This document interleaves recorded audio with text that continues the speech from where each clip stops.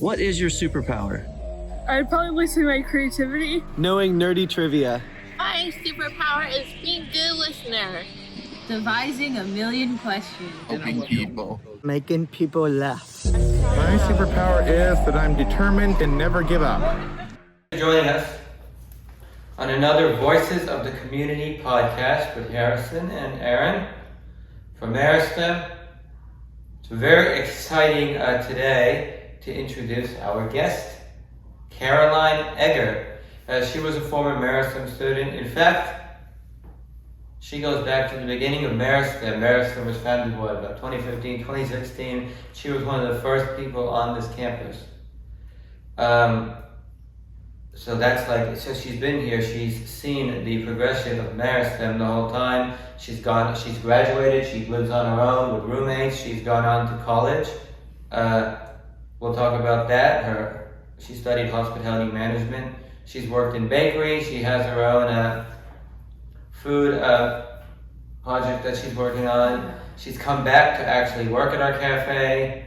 Now she's got another job that I'm sure she'll tell you about. We'll talk everything. But thanks for joining us. Thank you for having me. Of course. Just to kick it off, Caroline, you want to tell the listeners a little bit, like, you grew up in Sacramento, went to a local high school. Give us a little bit of your history. I'm originally from here in Sacramento. I went to my freshman and sophomore year. I was at Loretto High School, which it was really challenging for me academically and socially. And I didn't have many friends when I was there, and it was college prep classes, so it was really, really hard. But then for my junior and senior year of high school, I went to the therapeutic all-girls boarding school in Montana. It was very home-based environment, right up by the Canadian border, just south of it. And I always say that was the first best decision of my life was to go to Chrysalis. The second best decision I ever made was to go to Meristem, because Chrysalis was what started it off. Yeah, that's awesome. Tell me, so you made it through high school. Did you go straight to Meristem after high school? No, I went to, so graduated high school 2008. Then I was in Arizona from fall 2008 at a program called Life Development Institute. And I was there in 2008, just maybe 6 months because I had some personal struggles. But then I lived at home until August 2009, so March to August 2009. And then I went to Colorado. I moved to Denver, Colorado to a program called College Living Experience, CLE. Heard of it? Familiar with it? That's where I got while I was living in Denver, I got my associate's degree at Community College of Denver. It was more general studies. It was applied technology, but it was more general classes. It was between Chrysalis and being in Denver that I got really into cooking, and especially being in Denver, really into baking. I got my associate's degree in Denver, and I got my culinary certificate there too. Nice. The culinary certificate was over 1 year of time at Emily Griffith Technical College. Mm-hmm. Wow. I learned a lot. When I was there. That sounds pretty cool. Yeah, so it sounds like you've been doing the baking thing a long time. It's interesting. It's great to hear. So you did that for a while, and also you were. I was in Denver from August almost 3.5 years. 3 years from August 2009 to after I graduated college in December 2012. Then in January 2012, I moved back here to California, to Sacramento.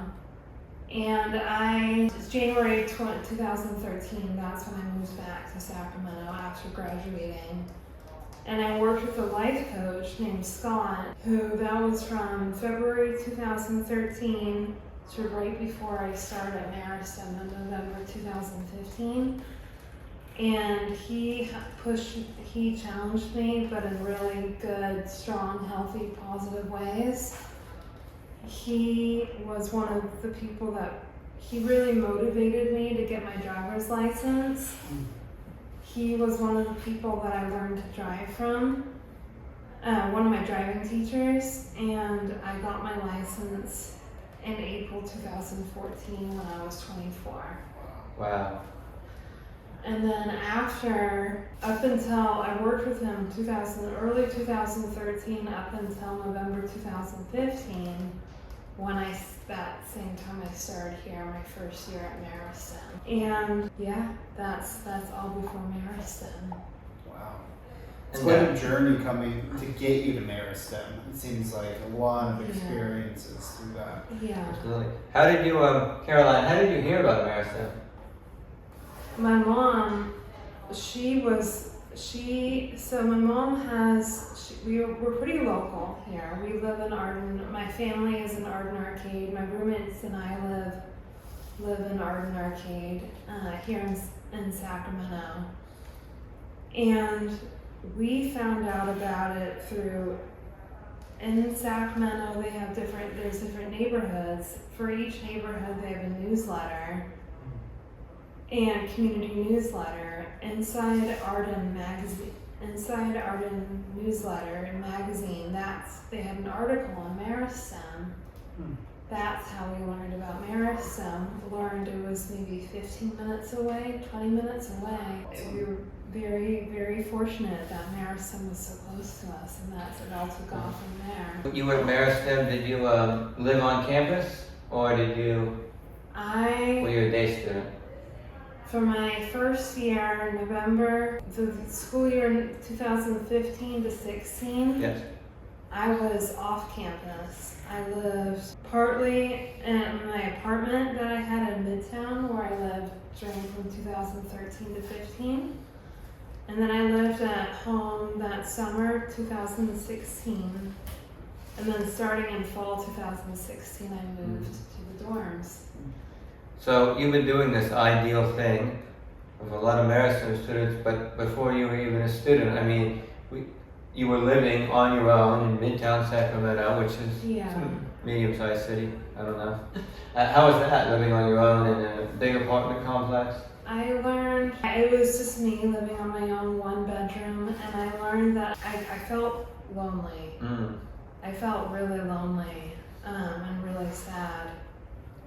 Just sad, lonely when I was living on my own. I'm more of a social person, and I love being around people, whether it's in a living situation with roommates, whether out in the world and on a social basis or at work. I love talking with people, communicating, just being around people. So I was pretty lonely before I came to Meristem, but that definitely changed, especially after moving to the dorms. It was one of the first time since high school, 7 years, that I made friends around my own age, and that was friends that I keep, whether in person or social media or however, roommates that I keep in touch with to this day. That's really great to hear.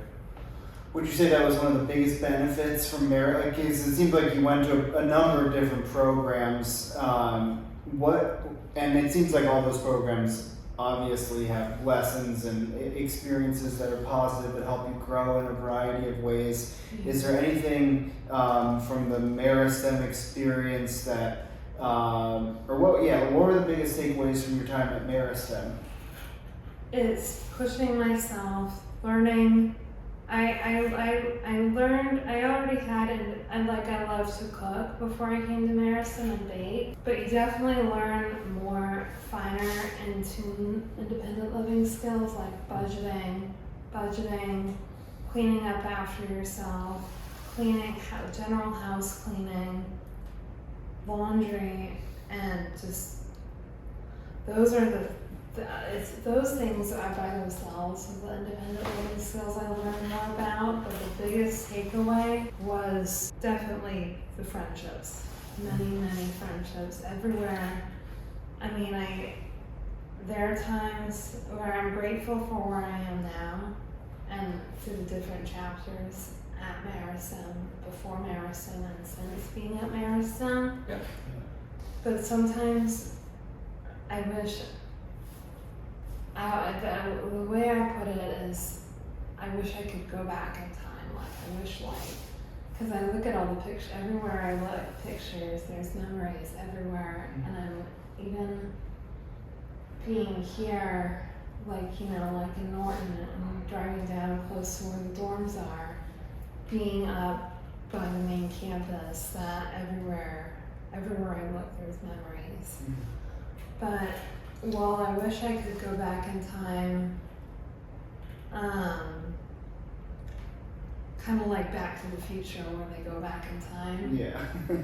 But I am grateful at the same time for where I am now and the experiences I've had since being a student here. Yeah.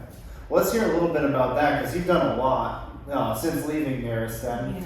You have you live with two roommates who were friends from Meristem. Yeah. You have had a job, maybe changed jobs, got another job. You've worked in the cafe, supporting students to learn to cook. You also have your business for cooking. Caroline's Confections. Awesome. Tell us a little bit how you about your work right now, what it's been like coming back and working in the cafe, how you manage Caroline's Confections. Caroline's, roommates, I have two roommates that both from where I know, going way back here at Meristem, Mackenzie and Brandon, and they lived in the dorms. We all met here through Meristem. We live in Sacramento now, and with Mackenzie, it's been, as of this fall, it'll be 7 years being roommates. And with roommates, there's always challenges, but there's always really positive parts too. Yeah. Would you be able to share for the listeners, one simple example, don't have to go into much detail, but just what are some challenges that have come up just living with another person, and what are some ways that you were able to get through it successfully? Because obviously 7 years living with the same person, that's impressive, Yeah. There's gotta be something, right? I think that communication and narrowing down the communication around chores, around making sure people are pulling their weight, doing things like, it can be little things like emptying the dishwasher, starting it when it needs to be started, communicating about things like updates on the house, about things around that concern everyone, taking out the trash. It's really little, it's a mixture of little and big things with communication, but that's really narrowing it down. Yeah, that's awesome. It's funny because I asked Harry about this maybe on another podcast that we recorded, and it was the same thing. It seemed like the household chores and getting in sync with that and it's interesting because it actually gets you ready for a relationship. Although once you're in a relationship and eventually married, for years and years, you just do it. I mean, the argument goes away because you just do it. Like, one person just does it every time, and there's not really an argument about it, right? Like, you just empty the dishwasher. You might be, oh, why she didn't do it, why didn't they do it? But you just do it. But when you have roommates, when you're starting out, it's like, they didn't do it, it could become a really big deal. Yeah. one, you don't want to, like, you know, just for your example, you want to make sure you don't have resentments building up in, Right. in your long-term relationship. Because the absolutely. person feels like they're in the dishwasher every time. But as long as there's communication, as Caroline said, it seems like that's the key. Like, are we on the same page? Wow. Yeah. And you were independent from the beginning. When you were at Meristem, you quickly moved from in Meristem, it's independent living. Support, you get support with cooking, cleaning, but you quickly got out of there. And you got some other building that's around the corner that was just you and a few other independent students. Yeah. How was that? It was good. That was the apartment that we lived at on campus, but kind of like the full, not limiting the support from the RAs, from the residential advisors, and really us taking it upon ourselves, and that was good. You're still connected with the students and your friends in the dorms, but you also are more, and living, you're more independent and taking more responsibility for those things. When you were at Meristem, you also went back to college because you had done college, you said in Denver, but then you went back to cooking school at American River College, is that right? I did. That's right. Because I had my associate's degree and my culinary certificate, from before. But I went back to college. I was in the culinary program at American River, but I wanted to build on what I already knew and just learn more about it. Not to finish the program, but to build up more knowledge in baking and cooking. And a lot of it was relearning and reiterating things that I had learned when getting my culinary certificate. Cool. That's pretty cool. And then you also did another thing you did several things, but one thing that you did while you were at Meristem is you sort of participated in a social enterprise, but it turned into was every Friday, and you would you would go to the cafe and you would sort of run an evening. Well, you did it with a few other independent students. Yeah. And you sold baked goods and products, and who knew that would be a precursor, because now you have your own, you have your Caroline's Confections. Tell me about, how did Caroline's Confections come about? That was starting my first year at Meristem. I made up with support and help. I made a business plan for Caroline's Confections, kind of the startings of it. And that evolved into the Meristem Bakery. And then I restarted it because that was especially back during the beginnings of COVID. In April 2020, I wanted to, because we were at home, I wanted to find a way to just keep busy, keep productive. And so that's when I really started diving back into it. Was making seasonal menus, reaching out to family, friends. I would make things to order, like pies and cakes and cupcakes and cookies, and bring them to people's houses. And then I've had other work experiences jobs outside of Meristem. There's been between working at Weave, women escaping a violent environment, and their clothing and accessories thrift store in Sacramento. That I liked. I was there, I want to say March 2019. I can't remember exactly. It was 2019. Started while I was here at Meristem, and I was there a couple years. And then I moved on, and then I really enjoyed it there, but I wasn't able to be as interact with the customers as much as I'd like. Yes. Because I've worked at Williams-Sonoma too, and I'll be back in a seasonal position. I've worked there. This is my 5th year being back there because I recently was rehired being there after applying. And I'll be there. I have I'll be there this fall and winter, starting this Friday. So, you do this job at Meristem Sonoma. You spare people forward. What's your title, job title? Sales associate. What are, because we talk to a lot of job seekers, hopefully, tons, right? So basically, my question is, how do you do, like, what are some successes that because you've had quite a number of jobs, what are some successes that keep you from having like some of the people that we support, they have a complete meltdown at the job site. Like, how do you go through the day and deal with the customers? Because I know a lot of people that don't like that. Yeah, they say that people say, I know working in retail isn't for everyone, especially during the holidays. Right. That it can be really tough. But for me, in my experience, working at Williams-Sonoma, it's such a positive working environment between the co-workers and the managers and my general manager. They're so open there, and they're so welcoming, and with the customer, and they're really easy to work with. The communication is great. So communication, and definitely something I haven't really thought about, but being open to work with people who might have different learning differences. That's the first part. That's the way in through the door for both, especially for the potential employee, and for the employers as well.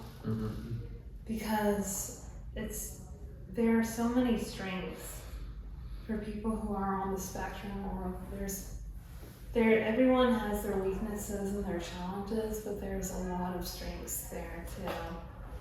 I know that I'm a social person. Like, I love being around people, whether in a personal or professional environment. And one of my successes over the 4, now upcoming 5 years, 5 holiday seasons that I've been there, is in December 2021, I was Employee of the Month at Williams-Sonoma. That was really huge. That was really exciting. When I first, because we learned the month after that you won, that you achieved that. That was in January 2021 that I learned I was Employee for the Month for the previous month. And at first it didn't really sink in because it didn't fully sink in because I hadn't gotten much sleep the night before. I was pretty tired. Oh yeah. I was like, oh, okay. Like, it didn't hit me at first. But after sharing it with others, they were like, wow, that's a really big deal, Carolyn. You should be really proud of yourself. And so that's probably been my biggest achievement. That's awesome.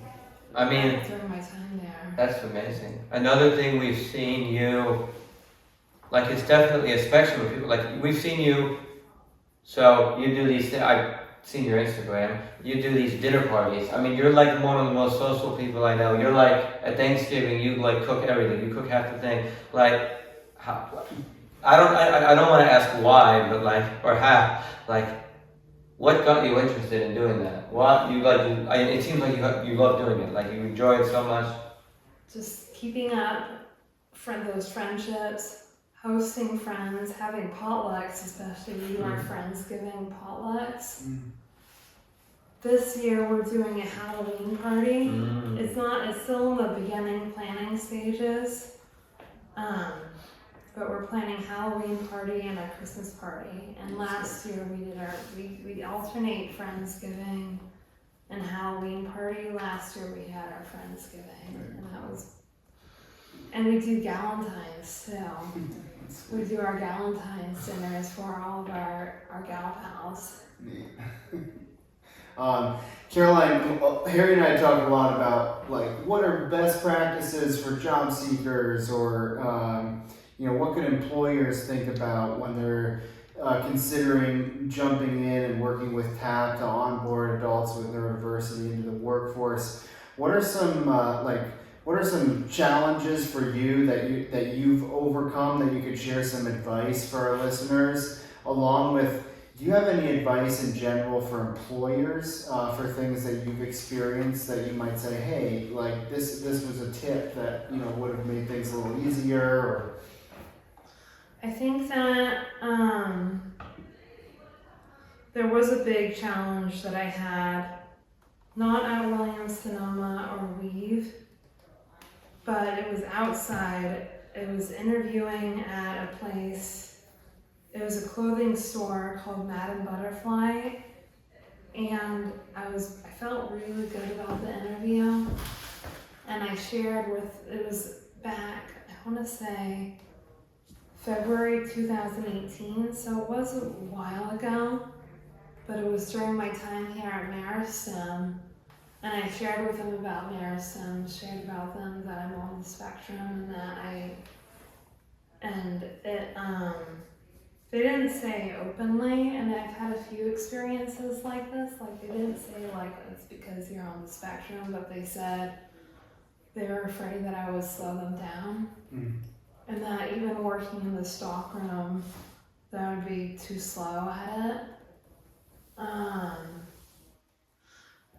The biggest thing is just, you gotta be open-minded, willing to give someone a chance. Listen, if they have references, listen that they trust, that are really positive. Listen, really contact those references. Listen to what they have to say, because in my experience, it's hard for me to speak well about my strengths and about what I can offer. But if you go to someone's references, people that they've worked with before, that they've built up working and professional relationships, hear what they have to say, and just try to. And that, I think, will help you be help to be open-minded when it comes to hiring. I love that. And this is brilliant because Harry talks a lot about in the interview process where you give them the opportunity to show what you can do rather than have to sit and talk and say what you could do. In that interview, did you get the opportunity to show what you could do in the stockroom, or they just talked to you back and forth? Just talking. Yeah.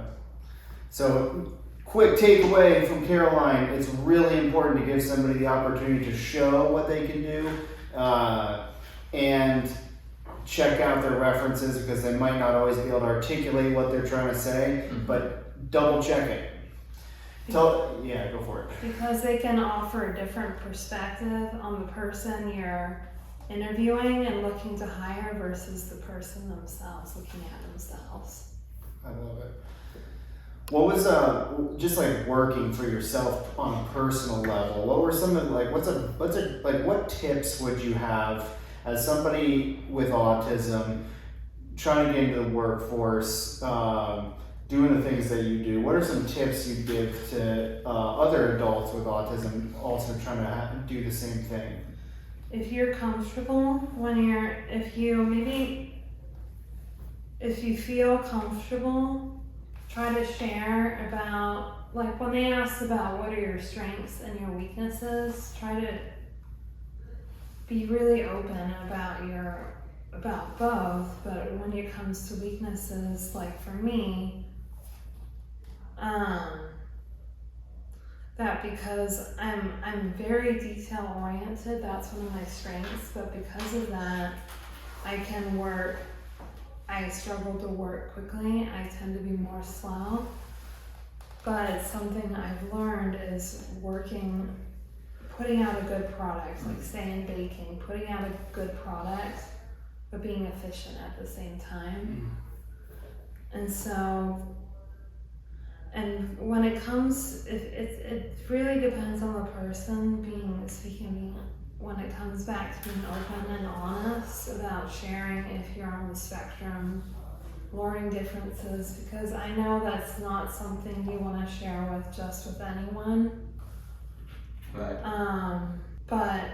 And it can be scary especially because not every employer out there is going to be as open-minded or open-minded. But that, I think that could help. Yeah, It's hard for me to put it in. No, That was perfect. That makes sense. I mean, that was, that's great. I think. We're running out of time, and it's been real awesome just hearing your story, Caroline. To close up, 2 final questions. First one, our intro to our podcast is Meristem students talking about their superpower, because I feel like autism creates challenges, but it also creates superpowers at some level. Yeah. What would you say your superpower is? My superpower is I love combining customer service and baking and sharing about both of those things. When it comes to customer service, is being really welcome in the working environment at Williams-Sonoma and friendly. Just making people feel welcome in the store. That's awesome. That's great. That's amazing. Last question. If somebody wants Carolyn's Confections, how do they reach out to you? I have Oh boy. either through, I would say the best way is either Caroline's Confections, Caroline Eggert Instagram connected to my Caroline's Confections Instagram. So look on Caroline's Confections or my last name, Caroline Eggert. I keep it private, but I think you can still message that way, so just let me know. So can we link it below? What? We'll link it below so people can click on it and spell it correctly. And Yeah, Caroline's Caroline, Caroline's Confections is the best way. excellent. And so if you want to reach out, send a message to Caroline. She'll check you out and let you know. Yeah. Reach out. Caroline, it's been a pleasure. Thank you for coming on the podcast today. Thank you for sharing your story and your tips. Harry, you got anything to close up? No, this is wonderful. Well, hopefully we can have you back, and maybe we can have you back with a few other people together. We'll have a group. I don't know. We'll see. This was wonderful. We appreciate you coming out. Thank you very much. Yeah, it's really, just to highlight, Caroline, it's really amazing that, one, you're living on your own, you have your own life going, you're working in multiple different jobs, you have a group of friends, you're hosting social parties. Like, to me, this, I would say to our listeners, reach out to Caroline. She's figured it out, and she's doing what she loves to do, and I think that's success at the end of the day. And real inspirational story. Thank you. I mean, here's a question. Sorry.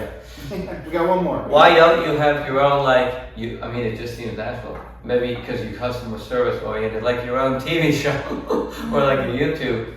Caroline, I can totally see you on the Food Network having your own show, but everyone seems to be on YouTube now. TV is a thing of the past. And I do feel comfortable for Caroline's, if you have anyone to place an order with me for Caroline's Confections, I can share my email.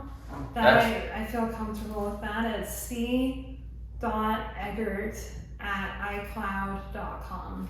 Be the easiest way. We'll put her email below and you can email her. That'll be the quickest way. Yeah, absolutely. Thank you again. Thank you. Thank you. Meristem podcast out. Have a great day. Thank you.